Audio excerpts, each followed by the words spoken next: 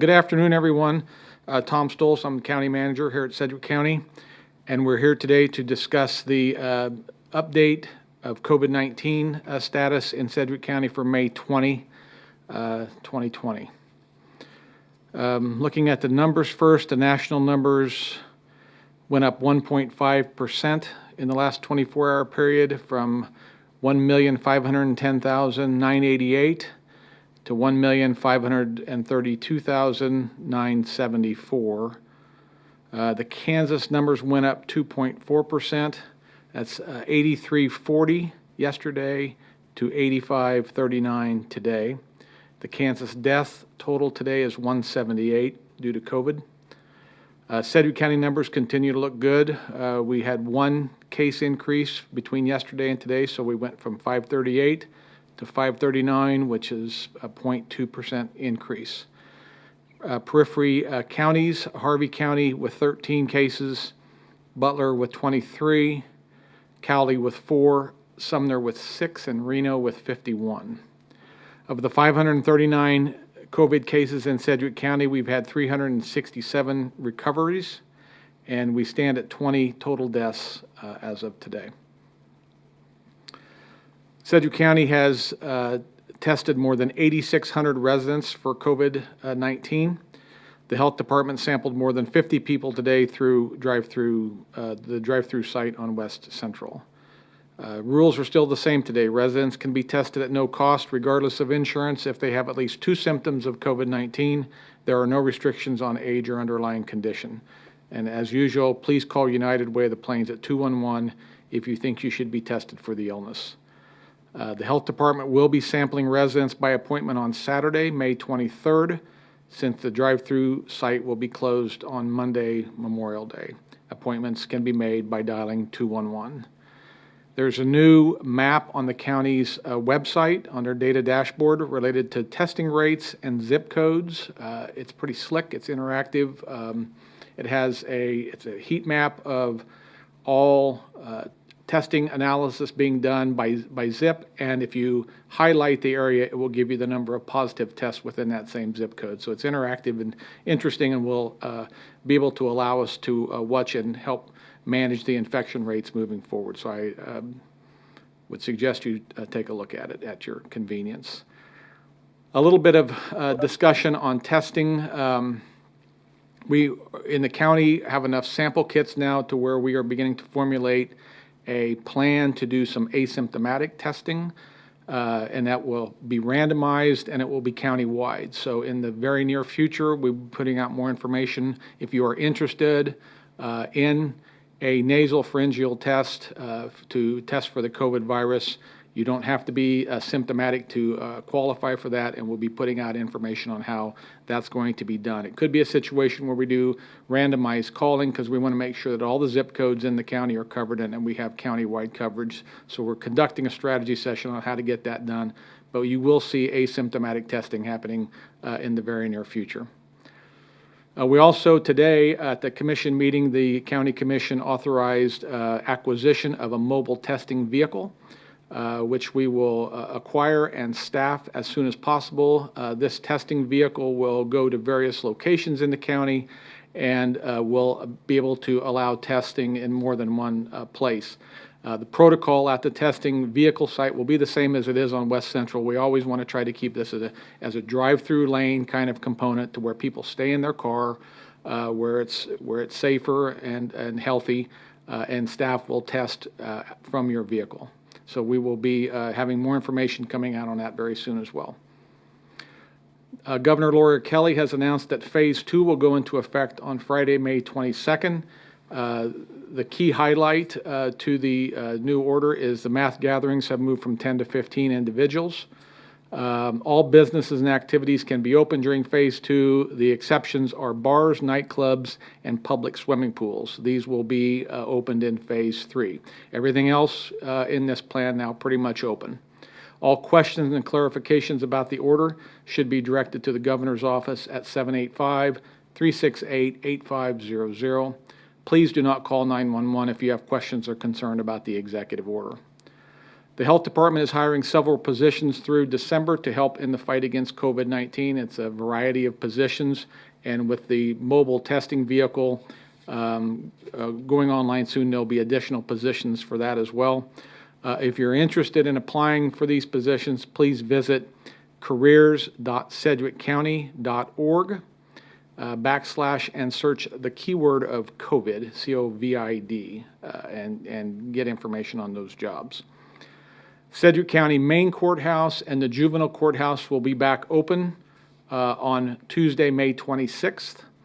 Now through the beginning of July, all other county facilities will phase into reopen, but effective next Tuesday, this building, the courthouse, and the juvenile courthouse will be back open. A couple of things to recognize as you come into the buildings. First of all, you'll run into a very brief screening process on the way in, where you will be asked the series of questions which I think we've all become accustomed to regarding illness or temperature and your travel history. So you will be given a short screening on the way in, and in the courthouse and in the juvenile courthouse, masks will be required. If you do not have one, the county will supply one for you. And that's all the information I think I have for today. We are going to move these meetings to weekly, so I will be back next Wednesday with a further update unless something happens between now and then, which we have to put out in an emergency fashion. So thank you for your attention, and we'll see you next week.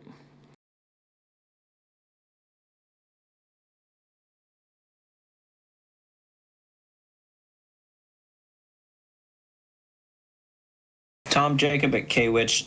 I know you said on the randomized testing, very near future. Is there any, are you talking days, weeks, like any further clarification on that so we can let people know? Jacob, you're breaking up just a little bit. Are you saying what's the timeline on the random testing? Yes. It will be Memorial Day week being next week. It'll probably be the week after that. We'll be putting, I think some notifications will be made. There's two ways to roll that. I'll just be honest with you here. If we can talk for a second. The county would like that to be a scientific type of test, so that's going to be at least 1,500 samples we'll be trying to attain. And there's a couple of ways to do that. First of all, I think the preferred way, which it's taking a little bit of time, we're trying to contract with a call center who will make calls to zip codes around the county and try to get a certain number from each zip code, which is reflective of the population and demographic of the county. We assume to get 1,500 testing volunteers, we will have to make probably 10,000 calls. So there's a little bit of a time issue with that. That's one way to roll the randomized testing. It's probably the best way to roll it because it gives us truly universal data across the county, and one zip code or one neighborhood is not overrepresented.